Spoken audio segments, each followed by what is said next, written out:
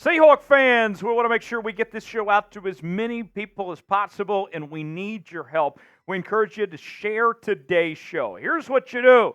On today's video, click the share button, then select the Facebook icon, and from there, click Post to Facebook, and then you get to sound off in the description of your Facebook post. Tell us how you really feel and let your friends know why they should watch Seahawks Today. Tag Seahawks Today from Chat Sports on Facebook. And for everybody that shares today's show, we're going to give you a shout out in a later edition of Seattle Seahawks Today. Help us out. Help you help us here on the channel. And we'll get started with this edition of Seattle Seahawks Today.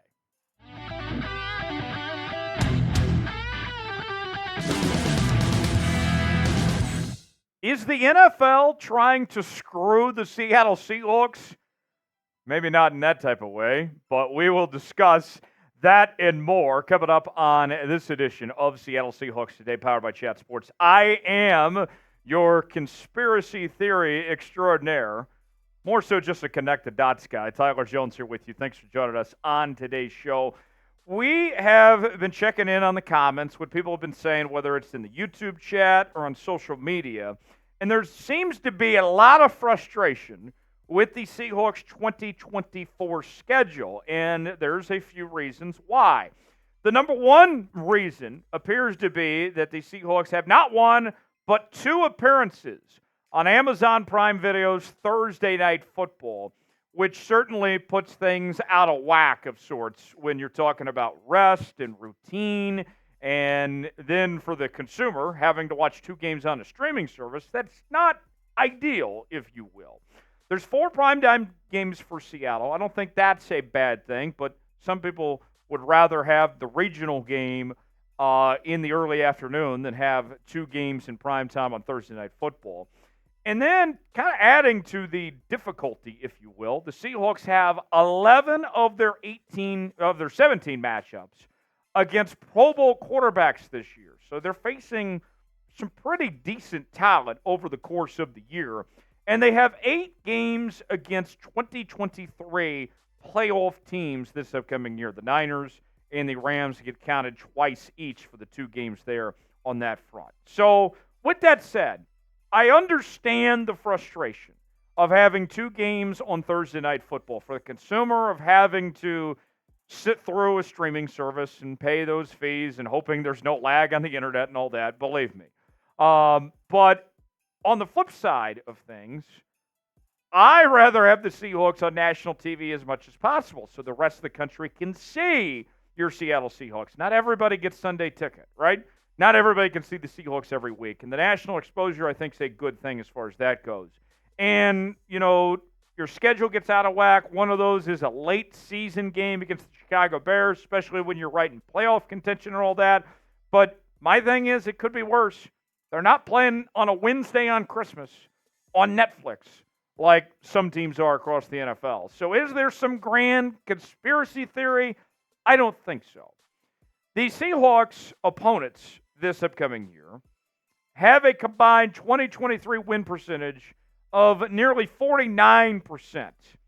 That actually plays pretty well for the Seahawks compared to the rest of the NFL. That's tied for 24th best in the NFL. A losing record, combined losing record that the Seahawks opponents had in 2023 at 141 and 148. And then on top of that, if we're going to dispel conspiracy theories here, the Seahawks aren't playing any international games.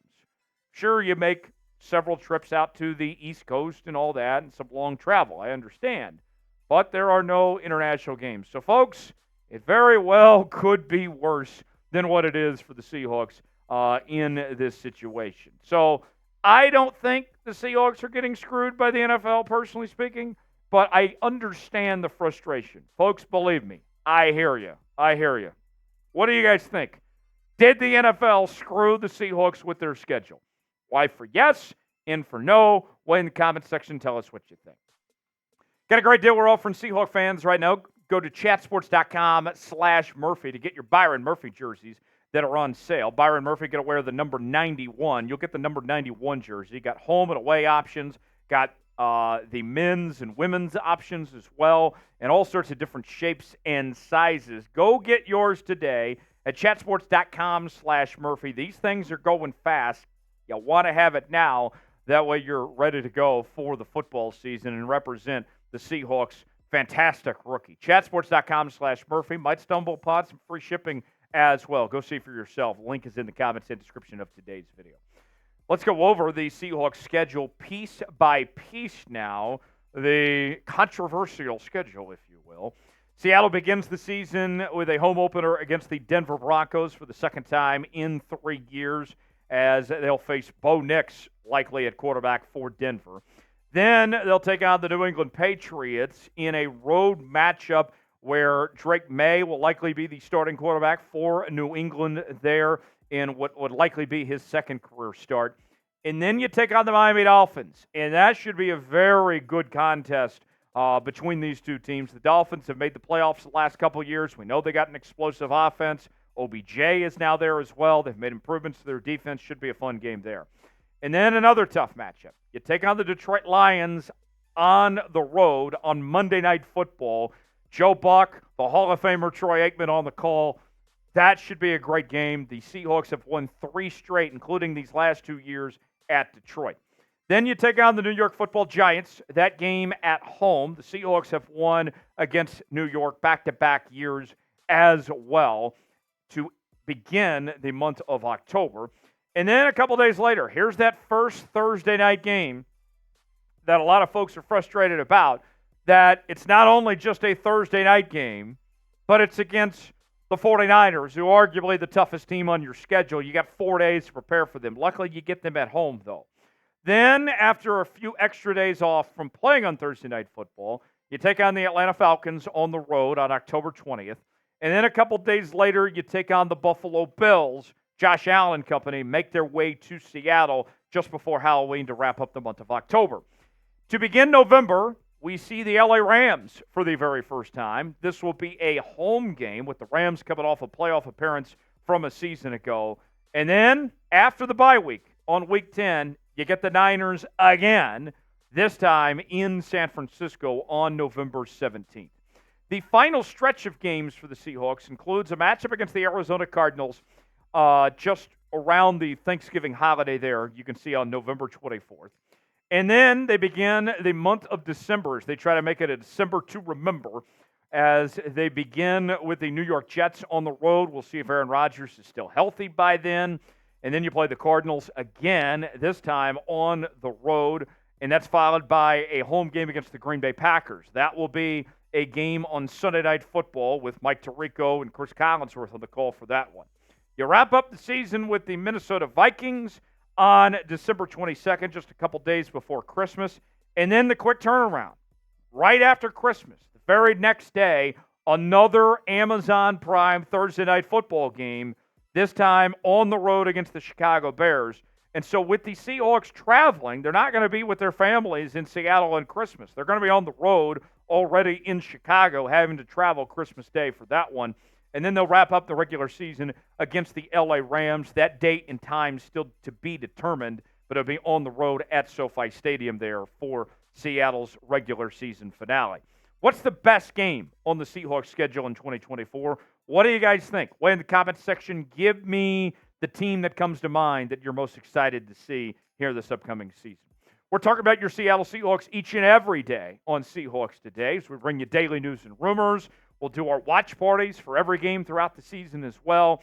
We also are bringing you breaking news. Anytime the Seahawks make a move, we're making a video as quick as we can here on the channel. Subscribe now for free. Never miss a moment. YouTube.com/Seahawks TV. Help us reach our next milestone of 52.5 thousand subscribers. Just a little over 250 away from doing so. Here's my takeaways from the Seahawks schedule here. I got 5 things in particular. Number 1, there's no reason for the Seahawks not to be able to start 2-0 with how easy it is to begin the year. The Denver Broncos, I think, are going to be one of the worst teams in the league. I think they are a dumpster fire of a football team. The Seahawks should overmatch them in every way, both offensively, defensively, at the line of scrimmage, the quarterback position, just everything about it. The Seahawks, there's no reason why they should be losing to the Denver Broncos. And the same can be said for the next week against the New England Patriots. I know that New England is going to be a road game and all that. It's going to be early Pacific time, 10 a.m., so these guys, their body clocks are going to be a little bit different, comparably speaking, with going to the East Coast and all that. But still, the New England Patriots aren't very good. They're going to be starting a rookie quarterback, got a first-year head coach in Gerard Mayo. You should be able to win that game.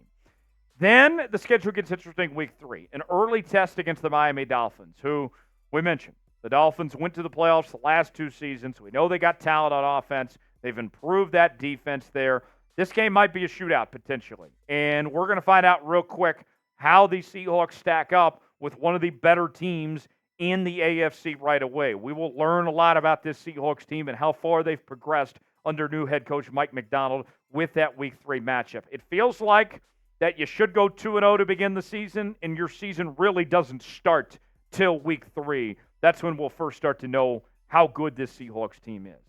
Then you go through Week 6 and 11. That stretch is kind of the make or break for Seattle. We're going to know if this team is going places based on how they do in that Week 6 to 11 run here.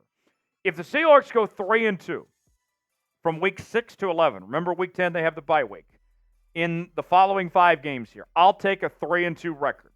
If they go 4-1, they're in really good shape. If they go 5-0 in that stretch, then we're talking about the Seahawks as a serious contender here in that run. If they go 2-3 and 1-4, this team ain't making the postseason. I can tell you that right now. These 5 games, this stretch from Week 6 to Week 11, are make or break, and they're going to tell us everything about the Seahawks and their direction, their hopes and dreams for this season are going to be determined by how that stretch goes. What will be the Seahawks' final record in 2024? I told you in a video earlier this week, so if you want to see my prediction for the Seahawks' final record, go check that out on the channel when you're done watching this video here today. Now, the other thing, I love the bye week, Week 10. That's the perfect time for a bye week. Remember, the Seahawks had an early bye week last year, Week 5, and a guy like Leonard Williams, based on the timing of things, of the trade, ended up playing 18 total games because he played with the Giants and he didn't get a bye week at all when he ended up moving to Seattle and all that. And one thing that we started to see at the end of the Pete Carroll era was this team struggled coming off the bye. Since 2010, the Seahawks have a 7-7 total record after the bye week. But taking it even a step further here, folks, since 2020, the Seahawks have had 4 straight losses in the week after the bye week. So you get to Week 10, hopefully Mike Macdonald can regroup, get these guys adjusted, keep their minds focused, and then come back with a win against the San Francisco 49ers on the road after that bye week. That's the goal. That's the hope that the Seahawks kind of kick it in gear as they get the run of the playoffs on after that Week 10 bye. Last thing on my schedule takeaways is that there is lots of late season travel for Seattle here. We're talking about in the month of December, folks. You got matchups at the New York Jets to begin the month of December. Then you play at the Arizona Cardinals. And then, right after Christmas, you play at the Chicago Bears. Here's a stat for you. Between the round-trip travel of going from Seattle and back to New York, Seattle and back to Phoenix, Seattle and back to Chicago, the Seahawks will travel over 12,086 miles in the month of December. That's a lot of frequent flyer miles that the Seahawks are going to be earning in that month. All right? Now, think about this too. All that time on an airplane here, I mean, your butt's going to hurt after a while in those seats. I mean, planes aren't always the most comfortable things, right?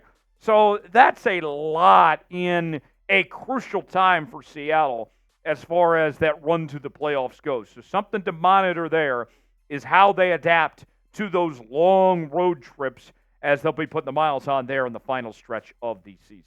Thanks for watching this edition of Seattle Seahawks Today. Share the show. Let's get this show out to as many of our fellow 12s as possible. Appreciate you joining us. I'm Tyler Jones. Have a great weekend.